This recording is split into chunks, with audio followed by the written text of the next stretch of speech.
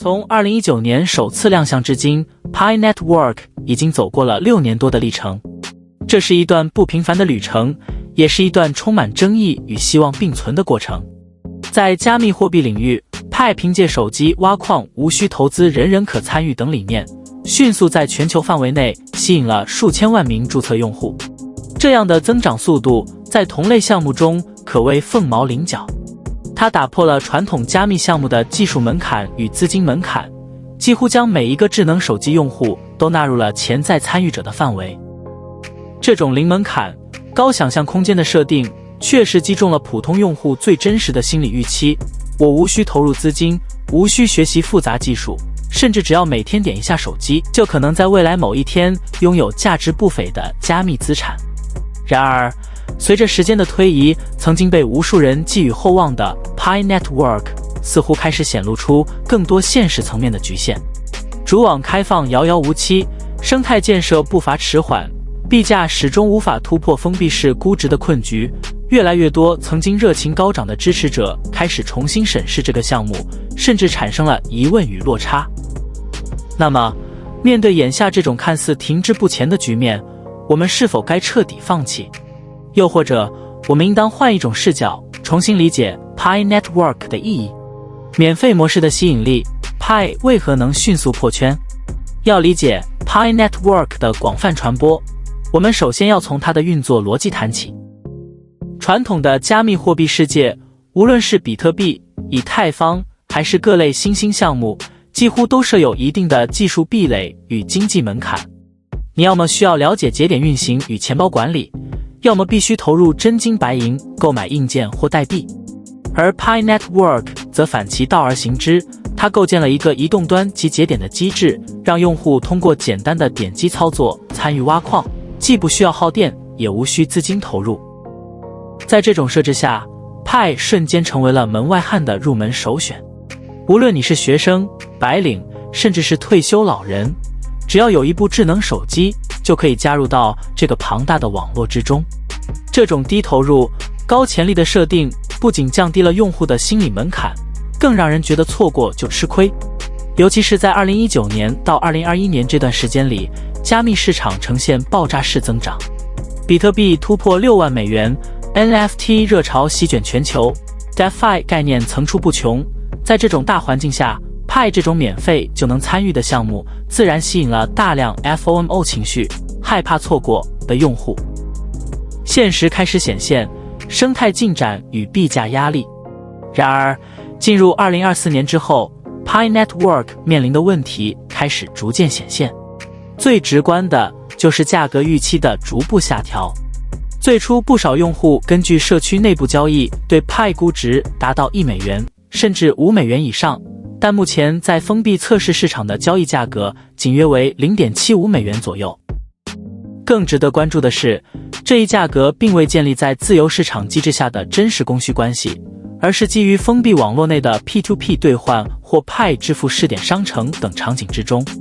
没有公开交易所，没有主流资产对标，更无法进行自由转账或提现。这样的价格，在严格意义上说，是一种内部定价参考，远不能代表真正意义上的市场价值。与此同时，项目方还在不断解锁新币，这意味着每日都有新的 Pi 释放至市场中，理论上不断增加的流通量会对价格构成持续的下行压力。放在币圈的术语中，这其实就是典型的放水操作。尽管这可能符合 Pi 团队最初设定的通缩前期逐步释放策略，但在缺乏明确生态增长与需求对接的前提下，持续放水只会让价格预期更加疲软。再加上主网始终未实现真正意义上的全面开放，团队的沟通机制缺乏透明性， Pi Network 陷入了某种延迟兑现的泥潭。冷静视角，零撸到底值不值得继续？在这样的背景下，很多用户开始提出一个灵魂拷问：我们还要继续每天点一下 Pi App 吗？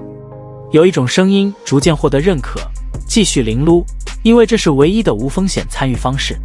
不少用户自称零撸党，意思是从不投资、不充值、不购买，只是在 App 中维持每日活跃，从而持续获取代币。这种模式虽然不产生直接收益，但胜在安全性高，成本极低。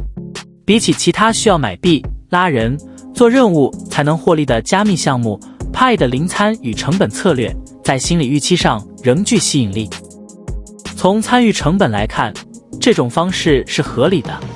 你不会因为 Pi 而亏掉1分钱，也不需要冒着泄露隐私的风险给陌生平台提交数据，最多浪费一些时间与手机电量。但问题也正出在这里，当 Pi 开始推动 KYC 流程、主网映射与参与封闭生态时，零撸用户要面对的选择就变得复杂起来。这个币值不值得我交出身份信息？我要不要将我持有的 Pi 映射进链上钱包？我是否有信心这些操作最终会转化为实质性价值？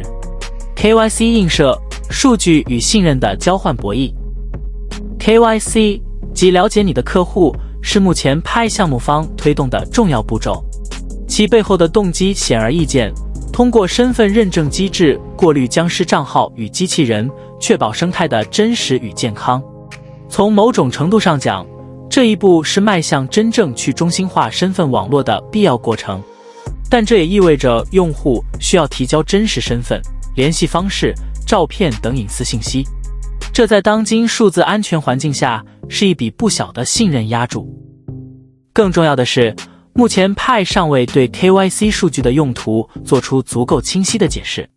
例如，这些数据是否加密存储，是否会被共享给第三方，是否设有用户数据删除机制。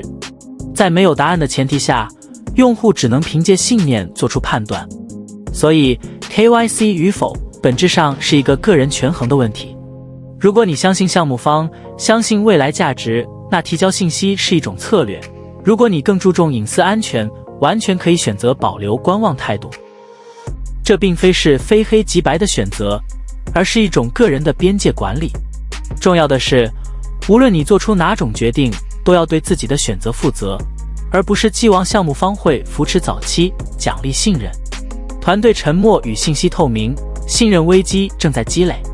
Pi Network 目前最大的不确定性，其实并不在于币价高低或主网是否上线，而在于团队的沉默。在长达数年的运营过程中，团队鲜少针对核心问题给予清晰回应，比如主网何时全面开放、KYC 数据如何处理、未来是否引入 DAO 治理机制、Pi 币经济模型如何优化等等。这些关乎项目未来的重要议题，始终缺乏系统性解答。这种信息真空让社区陷入了反复的自我安慰、自我猜测的循环中。一部分用户仍在坚持白皮书信仰，另一部分人则愈发怀疑 Pi 是否真有兑现价值的意图。在 Web3 世界，信任一旦动摇，后果往往不是短期价格波动，而是整个生态信息体系的瓦解。如果项目方不能正视这个问题，不能建立起健康的团队、社区、开发者三方互动机制，那即使拥有上亿注册用户，也有可能陷入庞大却空转的局面。我们该以何种心态面对 Pi？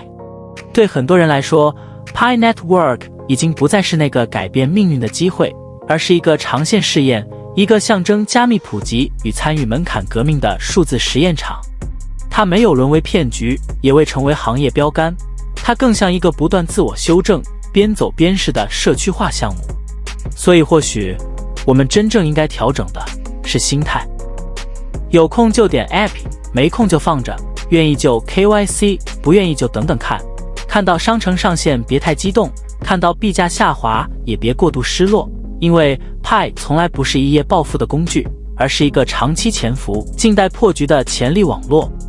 只有当我们不再以赚多少钱的思维去衡量 Pi， 而是以参与一个实验、见证一个过程的眼光去看待它时，我们才能真正从中获得属于自己的成长与认知提升。你才是最重要的资产。在这个快速变化的加密时代，最值钱的从来不是某一枚币的价格，而是你的冷静、判断力以及做选择时的那份独立与清醒。Pi Network 未来会走向何方，没有人能下定论，但你可以决定如何参与，以怎样的姿态面对，以及是否愿意继续在这个全球最大规模的去中心化社群试验中占据一席之地。选择权在你自己手中，而这才是真正属于 Web3 的精神核心。